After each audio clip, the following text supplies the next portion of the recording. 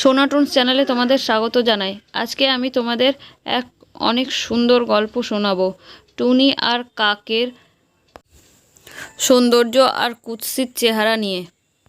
সুন্দর নগরে দুই টুনি থাকতো। তারা খুব সুন্দর দেখতে আর তারা সবসময় গয়না পরে থাকতো আর তারা দুজনের সাথে বন্ধুত্ব করতো, কারোর সাথে তারা কথা বলতো না। তাই এক টুনি আর এক কাক, তারা ভাবতো যে তারা দেখতে সুন্দর না তাদের মতো, তাই তারা তাদের সাথে কথা বলে না। টুনি পাখিটি কাকের বোন ছিল।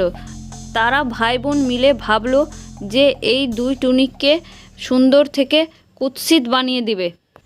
তারপর একদিন কাক আর কাকের বোন এক পরীর কাছে যায় আর তাদের সব কথা বলে যে তারা কত সুন্দর দেখতে, আমরা সুন্দর না, তাই তারা আমাদেরকে দেখে হিংসে করে।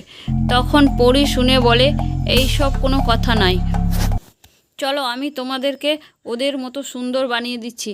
তখন সেম ওদের মতোই পরী ওদেরকে করে দিল, কাক আর কাকের বোনকে। তারপর পরী সেখান থেকে চলে যায়।